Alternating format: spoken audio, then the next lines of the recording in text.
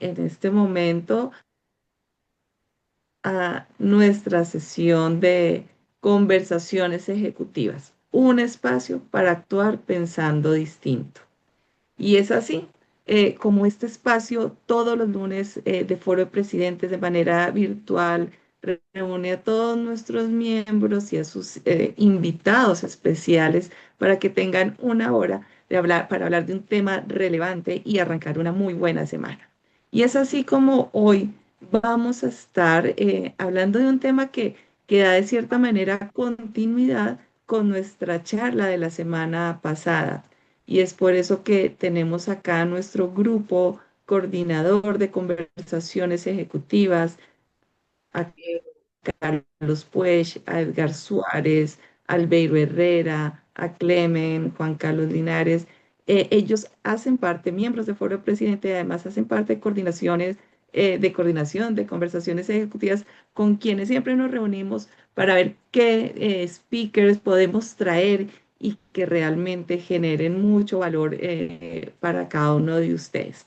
Entonces, dando continuidad, hoy vamos a estar hablando de hamaca, el modelo que está transformando el campo colombiano. Y como les decía, tiene mucho que ver con la reflexión que nos dejaban la semana pasada de cómo Colombia está en el tablero mundial a través de sectores como el agro.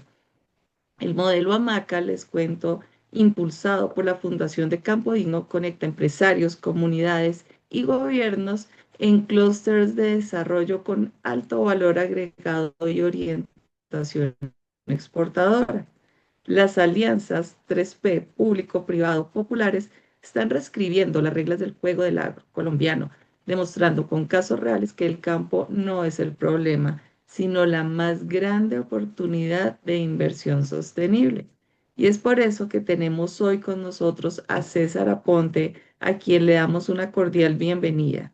César es director ejecutivo de la Fundación Campo Digno, fundador además del modelo Hamaca, que significa agro modelo administrativo de competitividad. Sobre César les puedo contar que es arquitecto de profesión, con posgrados en ciencia y tecnología de la Universidad de Swinburne y maestría en estructuración de negocios de la Universidad de Melbourne, Australia. Con más de 30 años de experiencia en estructuración de negocios, trabajó en estructuración de franquicias y desarrollos inmobiliarios en Australia durante más de 10 años, desarrollando modelos para empresas como Magnet Mart, Bank of Melbourne, Three Candles y la Biblioteca Estatal de Victoria. En Colombia ha desarrollado estructuraciones para Sanitas, Compensar, Macro y demás. En su experiencia ha gestionado proyectos por más de 10 millones de metros cuadrados, incluido Agrópolis, que es un sistema de plataformas logísticas agroalimentarias que se viene estructurando de la mano con Almagrario, Nitrofer, Colte Financiera y otras entidades para el mejor desarrollo del campo colombiano. Como les decía, es el creador de AMACA, que es Agromodelo Administrativo de Competitividad por Asociación, que viene implementando en varios departamentos del país, luego de haber interactuado con comunidades de más de 200 municipios y trabajado con familias de sustitución de cultivos ilícitos en más de 5 departamentos del país. Así que, estimado César, tu propuesta sobre el modelo hamaca, pues es fascinante porque habla de transformar un sector tradicional en una frontera de inversión e innovación. Así que para nuestros invitados que siempre buscan además nuevas oportunidades, queremos profundizar en cómo funciona esto en la práctica. Y es por eso que nuestro grupo de coordinación de conversaciones ejecutivas va a estar haciéndote, César, unas preguntas. Digamos que en estos primeros minutos nos encantaría que nos contaras qué es el modelo Hamaca y posteriormente nuestro grupo de presidentes te han organizado algunas preguntas que te quisieran realizar y al final de la sesión, como siempre acostumbramos, dejar también un espacio para las preguntas de nuestro auditorio. Así que César, bienvenido a todos, bienvenidos. Y Edgar, por favor, te doy la palabra para continuar. Bueno, César, muchas gracias. Tal vez la primera, además de la explicación que nos vas a dar sobre qué es hamaca, es ¿cuál fue el dolor que encontraste en el campo colombiano? Para decir, no, no es más de lo mismo, sino hay algo en lo cual podemos aportar, algo que hay que transformar, y esa chispa que te inspiró, oiga, y el agradecimiento por estar en coordinación en nuestro. César, Bueno, ¿quieres que te ayudemos con la proyección de sí, estos primeros? Sí, si quieres hacemos una proyección rápida de cómo llegamos nosotros a ese modelo y después le explicamos a Edgar de dónde nació esto, si les parece. excelente, claro que sí. Muy bien. La siguiente diapositiva, si podemos, por favor. La siguiente. Es- Resulta que nosotros somos un país demasiado privilegiado para la producción agropecuaria y lo estamos desperdiciando. FAO dice que nosotros somos la quinta potencia mundial en capacidad de producción de alimentos en un mundo que tiene más de 30 guerras, más de 30 conflictos internacionales en este momento, principalmente en países productores, Ucrania, Rusia, Israel, solo por mencionar, Bamen, por mencionar algunos de ellos, y nosotros estamos desperdiciando esa oportunidad. Nosotros tenemos más de 1.800 horas de luz al año, solamente superada por los desiertos. Somos la segunda reserva hídrica del mundo. Tenemos más de 45 millones de hectáreas cultivables y tenemos 7,8 millones de seres humanos desplazados con capacidad de producción agropecuaria. Cuando en la reunión pasada Enrique comentaba de la Orinoquía, es uno de los fuertes que tenemos nosotros para poder tener producción a nivel mundial. Si vemos la siguiente diapositiva, nosotros comenzamos a analizar por qué estábamos fallando, por qué no le podíamos entregar al mundo esos alimentos. Y es entonces nos empezamos a basar en encuestas que hizo la Asociación Mundial de Mercados Mayoristas, y resulta que el mercado cambió. Resulta que hace unos años la gente iba a las centrales de abastos a comprar el bulto de naranja, por poner solo un ejemplo, y lo repartía con las tías, lo repartía con la familia, etcétera, etcétera. Ya eso hoy no sucede. Hoy los jóvenes de hoy quieren estar sentados en el computador y recibir un zumo de vitamina C en una píldora, que es exactamente lo mismo. Nosotros tenemos que llegar a la producción de esos nuevos productos de demanda mundial.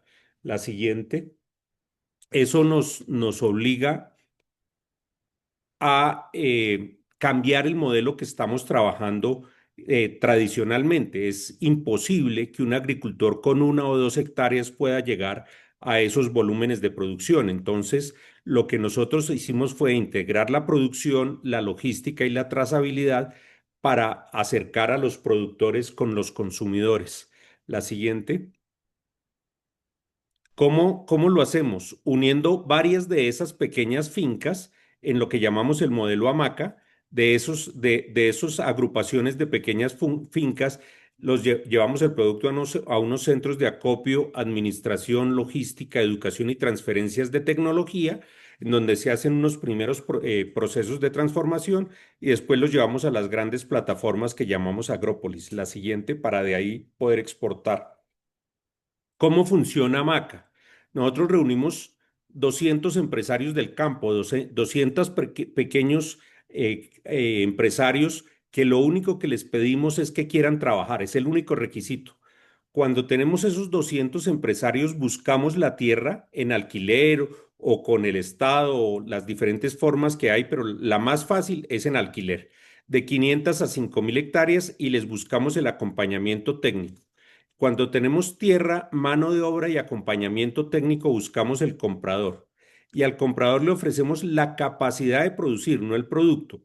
Yo al comprador no le digo, cómpreme estos tomates, le digo, ¿usted qué necesita? El comprador me dice, mire, yo tengo una fábrica de salsa de tomate, yo necesito tomates. ¿Cuántos tomates necesita usted a la semana? Necesito 200 toneladas de tomate a la semana. Yo puedo distribuir mis parcelas y cultivar haciendo uso de esa ventaja competitiva que tiene Colombia, de cultivar tomate todas las semanas y entregarle tomate las 52 semanas al año a ese comprador. Y eso lo puedo hacer con el 95% de los productos agrícolas, manejando el agua, que es la segunda ventaja competitiva que tenemos. Cuando tenemos ese comprador, miramos qué logística necesitamos, qué tenemos que transformar, qué tenemos que agregar, cómo tenemos que entregar ese producto. Y cuando tenemos esos componentes, hacemos un modelo de negocio, un business plan, y buscamos un capital que generalmente está entre 5.000 y 10.000 millones de pesos para cada proyecto productivo. ¿De dónde conseguimos ese dinero? Vamos a la siguiente. Ahí empezamos nosotros las alianzas público-privado populares. Buscamos una parte del Estado con subsidios, con ayudas, con cualquiera de los mecanismos que tiene el Estado para apoyar a las familias campesinas y no en el modelo que tienen en este momento de 80-20, sino que decimos, venga, ponga solamente ese 10 o 20%. Buscamos la parte privada en un proyecto, por ejemplo, de 10.000 millones de pesos de maíz. Muy seguramente 3.000 o 4.000 millones de pesos van a ser en insumos, van a ser fertilizantes, van a ser maquinaria, van a ser riego. Ahí buscamos a esos proveedores y les decimos, vengan, si yo le voy a comprar 3.000 o 4.000 millones de pesos de su producto, ¿por qué no le pago la mitad o tres cuartas partes y usted invierte una cuarta parte o la mitad en el proyecto? Así conseguimos nosotros 2x de inversión. Y la parte popular, buscamos a nuestros campesinos y les hacemos créditos asociativos con respaldo individual. Entonces, si yo tengo 200 campesinos con créditos de 30 millones de pesos, ahí tengo 6.000 millones de pesos para un proyecto productivo de estas características. 6.000 y 1.000 o 1.500 de la parte de gobierno, vamos en 7.500 y 2.500 de la parte privada. Podemos hacer proyectos de 10.000 millones de pesos que son inversiones ya sólidas y que pueden tener un muy buen respaldo. La siguiente, por favor. Esos créditos los aprueba Finagro cuando hay un integrador, que es la Fundación Campo Digno, la mano de obra, que son esas asociaciones campesinas, una asistencia técnica que la hacemos con Curubateco, con cualquier empresa regional, un comprador que buscamos compradores en Rusia, en Europa, en Arabia Saudita. Este es de un ejemplo que estamos haciendo de cacao en este momento, y el crédito que lo conseguimos con el Banco Agrario o con Coltefinanciera o con cualquier otra entidad. La siguiente,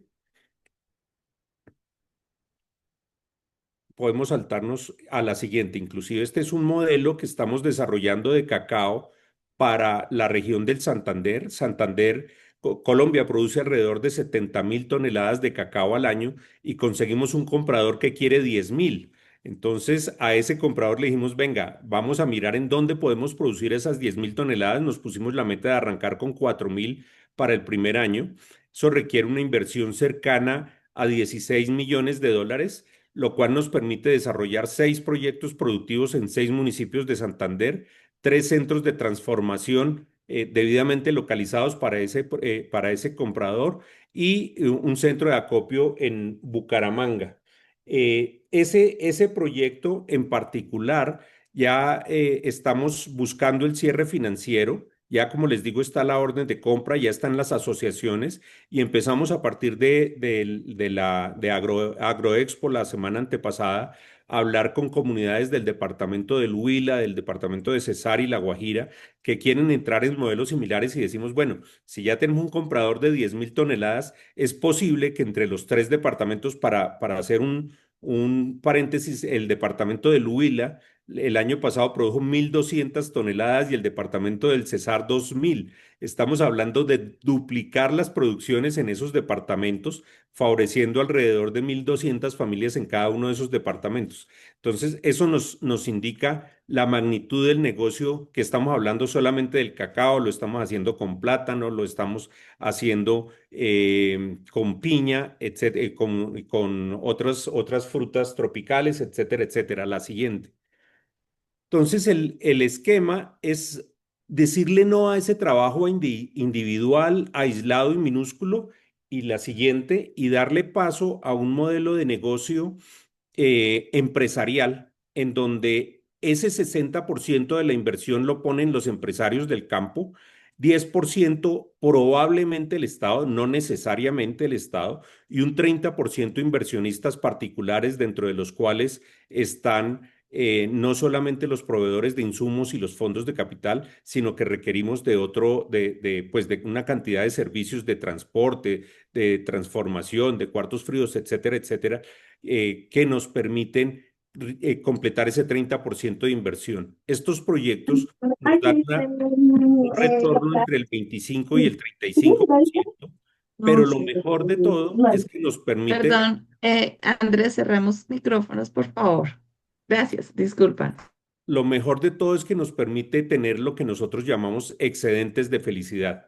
Y esos excedentes de felicidad son esas familias campesinas, esos empresarios del campo, felices teniendo ingresos entre 2 y 3 salarios mínimos mensuales legales vigentes y volviéndose empresarios del campo. La siguiente.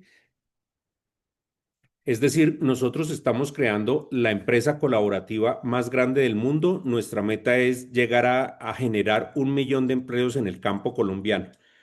Muchas gracias. Ahora sí, la idea es, ¿dónde empezamos nosotros? Muy rápidamente, empezamos trabajando con familias de sustitución de cultivos. Algún día, después de 40 minutos en helicóptero, llegamos a un pelado de selva en el Putumayo.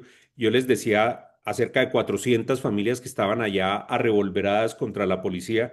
Les decía, oiga, ustedes son muy buenos trabajadores, llegar aquí a la selva a raspar hoja de coca, que no es fácil, ustedes tienen una fuerza laboral muy buena, ¿por qué están aquí? No es que a mí me obligaron, es que a mí me dijeron que me dañaban mi negocio si no, les digo, oiga, y si ustedes están todos unidos, y por eso es el ejemplo de la hormiga, si ustedes son una hormiga encima de la mesa, siempre van a ser víctimas del dedo, pero nadie le mete el dedo al hormiguero porque el que pierde es el dedo. Entonces empezamos a trabajar eso con las familias de sustitución de cultivos y nos funcionó y creamos procesos productivos con ellos bastante eficientes.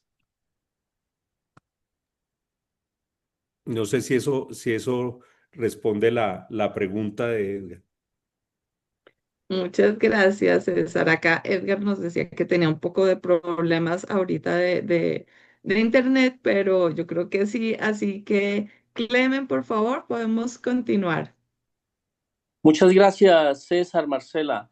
César, pues primero que todo, muchas gracias por compartir con nosotros este modelo tan interesante en aras de mirar cómo se logra impulsar el agro. Como muy bien lo decías, Colombia es una potencia importante de agro y que realmente no se ha logrado aprovechar. Y en ese orden de ideas del modelo que estás mencionando, eh, ¿qué tanto realmente el gobierno ve este modelo como algo ganador para poder impulsar el agro y esa conectividad entre empresario y comunidad? ¿Qué tan fácil ha sido o puede ser? ¿Cómo ves o qué obstáculos tú ves que nos podría afectar en este modelo interesante que se pueda llegar a implementar? Me gustó la parte de puede ser porque me abre posibilidades a la pregunta. Nosotros desde el comienzo empezamos a hablar, bueno, el proyecto fue decretado Proyecto de Interés Nacional Estratégico en el periodo de Duque, lo cual nos permitió tener una línea de acceso directo con Presidencia de la República y varios de los ministerios. Debo decir que de parte del presidente tuvimos todo el respaldo o tenemos todo el respaldo, pero déjeme ser políticamente incorrecto, las ineficiencias en el trabajo con el gobierno, a pesar de que la norma lo permite, a pesar de que están todos los mecanismos, no ha sido fácil el desarrollo con gobierno. Cuando por fin logramos convencer a un ministro, no lo cambian. Cuando logramos convencer a un director de la Agencia de Desarrollo Rural no lo cambian. Entonces ha sido un poco difícil esa parte de la implementación. Nos ha ido más fácil con las gobernaciones. En este momento, lo del cacao, por ejemplo, lo estamos cerrando con el gobernador. El jueves de la semana pasada fue aprobado un empréstito para la gobernación por cerca de 70.000 millones de pesos, partes de los cuales están destinados a estas familias cacaoteras y unas familias de producción de piña. Estamos tratando de hacer lo mismo con el Huila, pero con el gobierno nacional, a pesar de que está dentro de los alcances del plan de desarrollo y está institucionalmente establecido cómo debe ser la figura, no ha sido fácil por la interinidad de los cargos. Muchas gracias, César. Bueno, seguimos con Albero, por favor. Sí, César, muchísimas gracias y un gran ejemplo todo lo que están haciendo ustedes con este ecosistema, ¿no? Que nos ayuda absolutamente a entender muchas salidas y soluciones, no solo lo que estás haciendo en el campo, sino para nuestras organizaciones también. Vi en la presentación tuya que hablas de un modelo más o menos de las 3P, ¿no? De público, privado y popular. Y ahí hay un nuevo componente ahí, popular. ¿Y por qué es tan crucial y qué aporta en este proyecto que ustedes tienen, César? El empoderamiento. Digamos que el campo lo despoblaron los hacendados. ¿Por qué? El hacendado empezó a contratar jornaleros por los días que los necesitaba. Necesito sembrar, necesito 5 jornales por 30 personas o por 5, dependiendo del tamaño de la finca, pero después no necesito más a esas personas. Vuelvo y las necesito después en otra época para cosechar, para hacer el cuento largo corto, y vuelvo y las contrato otros 5 días para cosechar. El intermedio entre esa siembra y esa cosecha, el campesino tiene que buscar trabajo en otros lados. Eso hizo que el campesino despoblara el campo porque por la violencia en busca de alimento y para exagerar, un semáforo cambia cada 40 segundos. Es más fácil poner la mano en un semáforo cada 40 segundos que esperar a que un hacendado lo vuelva a contratar para tener acceso a trabajo y para poder tener alimento. Cuando el trabajador tiene trabajo de tiempo completo, y eso se hace parcelando y manejando el agua básicamente, le permite tener comida de tiempo completo. Nosotros, además de eso, lo convertimos en socio estratégico. Claro, él no tiene el capital, entonces a través de estos créditos asociativos les permitimos hacer parte de la inversión y compenetrarlos en el negocio, hacerlos entender cómo es el reparto de las utilidades, y hay una parte muy grande de capacitación que nosotros tenemos que hacer diariamente, pero el campesino se empodera, y no hay nada más lindo que cuando a uno lo llama un campesino y le dice, ya me aprobaron el crédito, dice, ya soy empresario del campo, lo dicen con orgullo, lo dicen como saliendo de esa tara de tantos años que han tenido en el sector agropecuario de desplazados y de marginados a ser empresarios empoderados. Muchas gracias, Albeiro.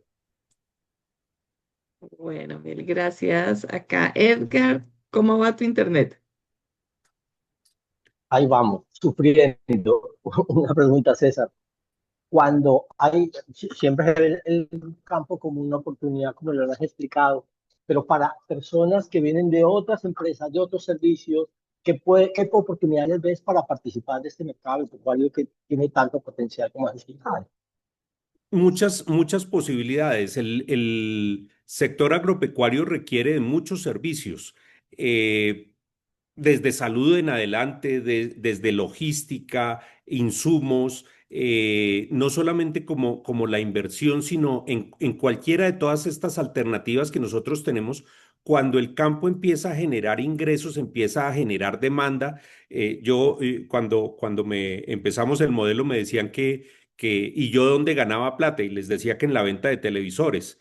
Me decían, ¿cómo así? Decía, claro, si yo voy a tener un campesino que va a tener ingresos por 5 millones de pesos mensuales, pues hay que venderles televisores. Ahí es donde está la parte en donde cada uno de nosotros podemos entrar. Un campo, digamos, enriquecido es un consumidor más y va a demandar de todos los servicios que nosotros les podemos prestar, además de poder hacer nosotros parte de estos procesos de inversión y de participación.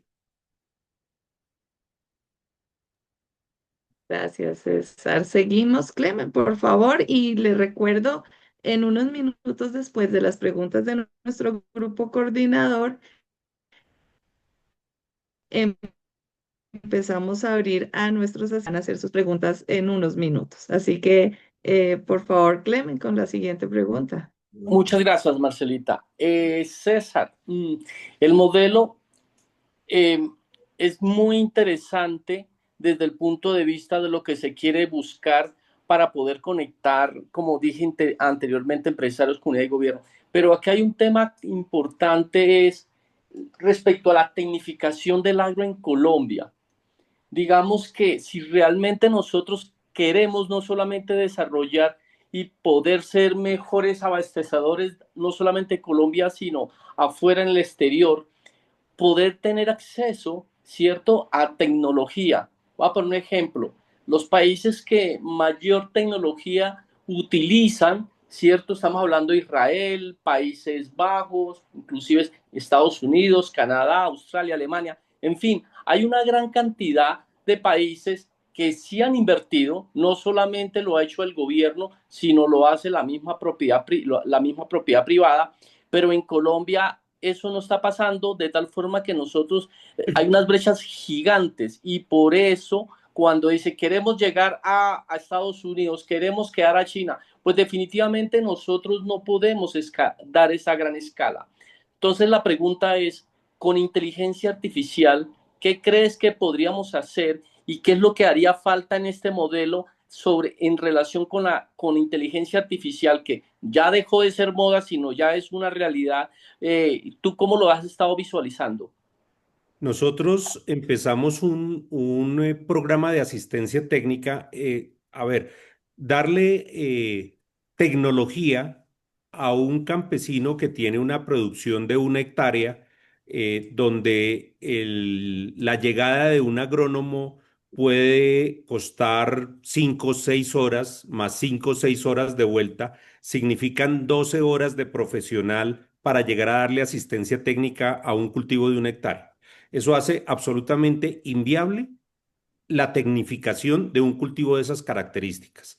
Ese fue uno de los pilares por los cuales nosotros empezamos a desarrollar el ecosistema y unir esos 200 empresarios del campo en un modelo que pueda tener, ahora, llevarle asistencia técnica a un grupo de 200 personas a 500 o 5.000 hectáreas es mucho más fácil, mucho más barato y así sean esas mismas 12 horas de profesional, pues va a quedar dividido entre los 200 y es mucho más económico.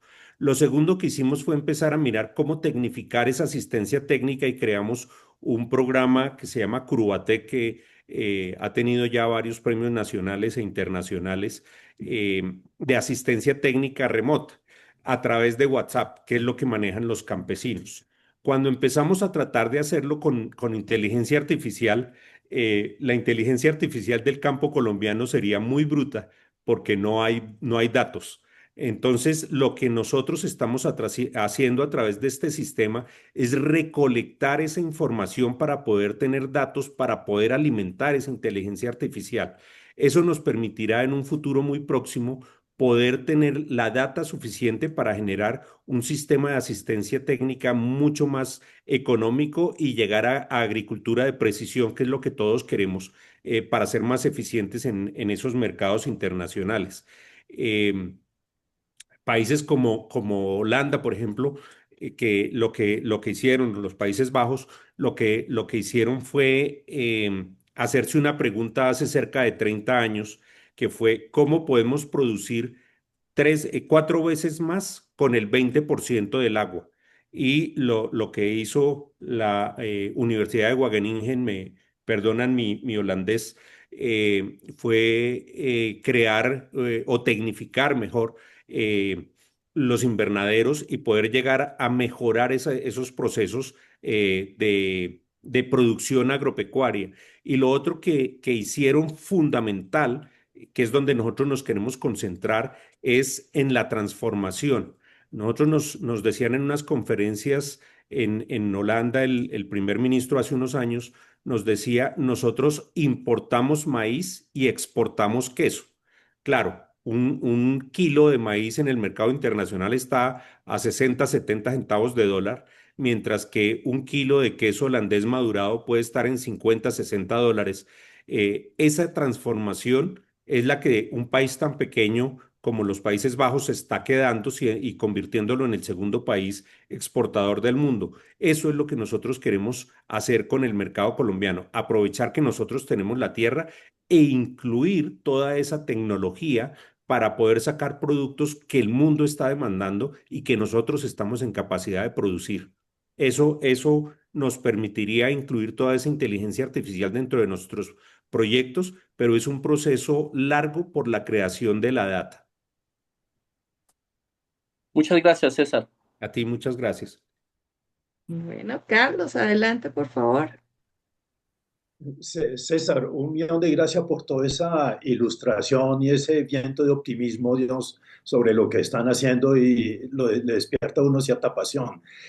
Tú nos comentaste de que están armando dos proyectos, el de cacao, Dios, en los Santanderes y también allá posiblemente en los Santanderes también de piña.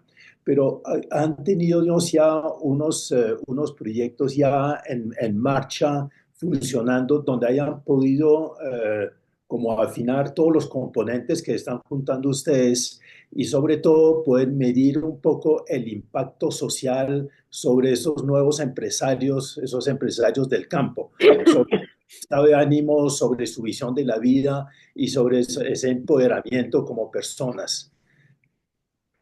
Ahí, sí, señor. Muchas gracias, Carlos. Nosotros empezamos hace varios años, hicimos algunos modelos aquí en Ciudad Bolívar, en Soacha, en alrededores de Bogotá, mirando dónde podían estar las fallas y los quiebres para que la logística nos fuera fácil.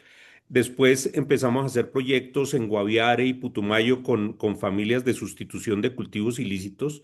Y después hicimos unos proyectos en Sucre con yuca que fueron bastante interesantes, porque en el caso de la yuca, digamos, el ejemplo típico es que un cultivador va, riega, bueno, no riega la semilla, siembra los esquejes de yuca y al día siguiente es mototaxista.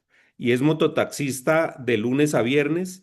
El sábado seguramente se dedica a la distracción y el domingo generalmente después de culto va y pasa media hora en el cultivo y arranca dos o tres malezas y lo deja botado.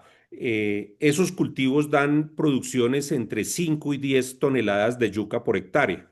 Nosotros logramos con cerca de 200 familias en Sucre, en Los Palmitos y Corozal, organizarlos y llevarlos a cultivos entre 15 y 20 toneladas por hectáreas.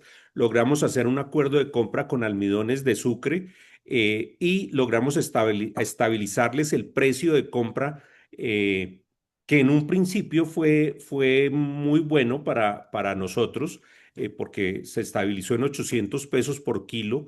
Después la yuca se subió a 1.500 pesos por kilo, entonces los campesinos estaban un poco como desmotivados y como diciendo la embarramos, pero de todas maneras estábamos doblando la productividad. A los 3 meses el precio de la yuca se cayó a 300 pesos por kilo y ellos siguieron estabilizados en los 800 pesos. Y aprendimos a dedicarnos a mejorar la productividad de la cosecha, cuidándola. Entonces estos señores que eran mototaxistas se dedicaron más tiempo a cuidar la cosecha y pudieron doblar sus ingresos.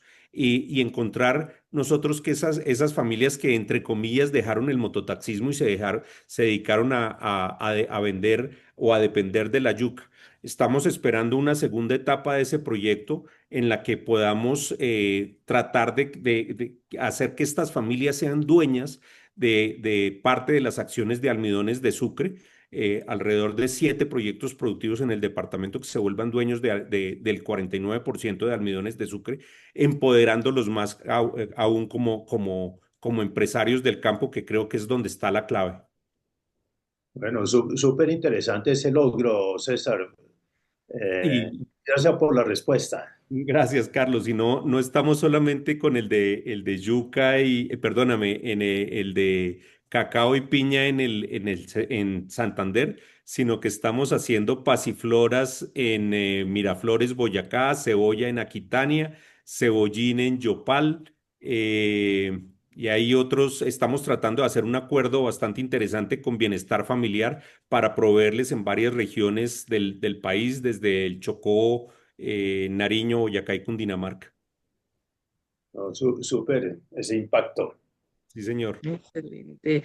Bueno, seguimos con Albeiro, por favor. Gracias, Marcela. Bueno, César, estoy seguro que estos proyectos que integran lo público, lo privado y lo popular, siempre se presentan y se deben haber presentado muchos obstáculos culturales, políticos, económicos, sociales. ¿Cuáles han sido esos y sobre todo cómo los han superado, César? Obstáculos, yo diría que el principal, como la incredulidad del gobierno, a pesar de que está el sistema dentro de los planteamientos con los empleados estatales, es difícil convencerlos de hacer cosas por fuera de la estructura general que tienen. Alguna vez uno me dijo, es que aquí a mí no me pagan por pensar, me pagan por cometer menos errores. Me pareció muy triste como eso de un alto funcionario. La diferencia es que yo no llegué a ser ministro y él sí. Eh, pero, pero realmente el principal obstáculo es ese. El segundo obstáculo es cómo lograr el punto de equilibrio económico para esas familias y poderlas convencer que trabajando pueden tener los ingresos. Porque yo comparo esto mucho con la construcción, además que es del ramo de donde yo vengo. Uno, ¿por qué tendría que pagar el apartamento cuando lo entrega? ¿Sí? Y ese día pagarle a los obreros los 2 años que duró trabajando. No, a los obreros se les paga semanal o quincenalmente, y el comprador en algún momento, cuando se le entrega su apartamento, lo paga. ¿Por qué con el cultivador, con el campesino, no podemos tener el mismo sistema, sino que al cultivador o al campesino le exigimos que ponga todo y le pagamos al final? Si podemos hacer exactamente la misma programación que un edificio, podemos pagarles jornales o salarios mejor durante el tiempo de la producción, y poder, cuando se vende el producto, pues recuperar la inversión. Y si ellos mismos son inversionistas, pues el esquema cierra mucho más fácil. Tal vez esa incredulidad del Estado y esa dificultad para tener ingresos permanentes de los trabajadores son los dos problemas más grandes que hemos tenido. Y el más fácil de todos, conseguir los compradores. O sea, conseguir un comprador que nos diga, necesito 200 contenedores de gulupa, es muy fácil. El problema es conseguirle los 200 contenedores de gulupa mensuales. Wow, gracias, César. Adelante, Carlos. La, a ver, yo tengo, no sé si vamos en el orden de las preguntas, pero yo tengo una pregunta que está asociada un poco a este tema. Es la repartición de los riesgos. O sea, la actividad agrícola es una actividad, digamos, que está sometida a una cantidad de riesgos que es difícil controlar, a riesgo de clima, si hay lluvia o no lluvia, sol, etcétera, plagas. Hay también riesgos comerciales que ustedes, pues, de alguna forma se ve que en el modelo que están tratando de limitar todos los precios y teniendo compradores, digamos, para lo que la producción. Pero ¿cómo se reparten los riesgos? ¿Están todos en cabeza del campesino como muchas veces ocurre? ¿O hay un sistema para amortiguar esos riesgos y repartirlo un poco más entre toda la sociedad o toda la actividad económica? Muy bien. Digamos que los tres principales mecanismos que tenemos nosotros para disminuir los riesgos, el primero, seguros. El pequeño productor agropecuario tiene un beneficio del Estado hasta 90% del costo de la póliza del seguro, pues que sería tonto no utilizarlo si solamente tenemos que pagar el 10% del valor de la póliza. Ese es el primero.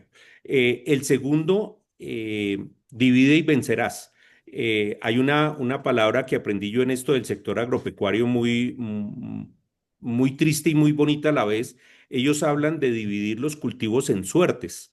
Esas suertes es cada pequeña parcela dividida. Entonces, cuando uno desarrolla eso en grande, pues si viene, digamos, si tiene, vamos a hablar de 20 o 30 sectores diferentes en donde está cultivando, muy difícilmente un vendaval se lleva los 50 cultivos, se lleva una parte, cuatro o cinco, que se pueden pues solventar con los restantes. Y lo otro es con parametrización. En este momento ya están algunas empresas en Colombia empezando a hacer seguros paramétricos que permiten a través de la tecnología disminuir el costo del seguro a partir de la parametrización. Es decir, cuando yo puedo dividir en pequeñas porciones y poder asegurar cada una de esas porciones, el seguro es mucho más económico. Y la última es la asistencia técnica. Cuando nosotros tenemos una asistencia técnica permanente es mucho más fácil de controlar. Hay, por ejemplo, la gran mayoría de problemas en el campo vienen a partir de huevos de larva, ¿sí? Y esos huevos de larva tienen unos cambios, perdón, no conozco exactamente el lenguaje técnico, pero esos huevos, cuando empieza su germinación, suben la temperatura de la tierra. Si nosotros sabemos controlar esa temperatura de la tierra y la estamos midiendo a través de IoT, nosotros decimos se disparó 1, 2 grados, 3 grados centígrados la temperatura de la tierra, es porque hay unas larvas que están empezando a producir una peste. Entonces se puede controlar desde ese momento. Ese tipo de cosas son las que nos llevan a reducir el riesgo y a disminuir la posibilidad de pérdida. Lo único contra lo cual no tenemos la cura todavía y que lo estamos tratando de hacer a partir de la capacitación es la pereza. Es así, no tenemos todavía la cura. Bueno, mil gracias, César. A Sí, ti, gracias, Carlos. sí. Bueno, vamos a cerrar esta primera parte de preguntas con una última pregunta, reflexión de Clement para abrir ya a nuestros asistentes. Así que, Clement, adelante. Muchas gracias, Marcelita. César, ahora desde el punto de vista del empresario, ¿cierto? Que tiene algunos recursos para invertir, ¿cómo podría darse ese primer paso para darse esa colaboración y hacerlo a través de la fundación para poder llegar realmente al objetivo que planteaste desde el principio en tu presentación? Digamos que el punto, muchísimas gracias por esa pregunta, Clement. El punto crítico para el inversionista es la seguridad de su inversión. ¿Cómo le garantizamos? Nosotros queremos dos cosas. Uno, garantizarle la inversión a través de información. Entonces, a través de la aplicación que tenemos de Curubatec, nosotros le informamos periódicamente, es decir, todas las semanas y en tiempo real, al inversionista en dónde está su dinero, al comprador en dónde está su producto. Y eso nos permite que si le prometimos al inversionista y al comprador que en la semana 7 las plantas iban a estar, no sé, de 20 centímetros de altura, le podemos decir en la semana 5 vamos en 15 centímetros de altura, muy seguramente sí vamos a llegar en la semana 20 a los 20, en la semana 7 a los 20 centímetros de altura. Eso garantiza trazabilidad en la inversión. Todo esto va con blockchain y etcétera para que no podamos tener mentiras en la información y le garanticen al inversionista su inversión y esté tranquilo de la trazabilidad de esa inversión. Eso a la vez nos sirve para fomentar el turismo porque esa misma información se la pasamos al comprador y le decimos quién lo cultivó, en dónde lo cultivó, cómo lo cultivó y crear toda esa data aprovechando la inteligencia artificial con la creación de esos datos para darle tranquilidad a todos los componentes de que el proceso es transparente y que la inversión está en buenas manos. Esa inversión a su vez nos va mostrando la rentabilidad permanentemente y el manejo a través de patrimonios autónomos fiduciarios nos permite garantizarle a todas las partes o darle fe a todas las partes, explicarle lo que hace una fiducia al campesino no fue fácil, pero les dijimos la fiducia es una mezcla entre una notaría y un banco que le permite darle toda la tranquilidad y manejarle la plata de la mejor manera posible. Esa misma tranquilidad es la que le damos nosotros al inversionista de cómo poder invertir en estos procesos con la tranquilidad de que su inversión está en buenas manos, que tiene una administración coherente, que tiene una trazabilidad de producto y que todo el tiempo le vamos a estar informando cómo va su rentabilidad. Excelente, César. Muchas gracias por la respuesta. Muchas gracias, Clemente.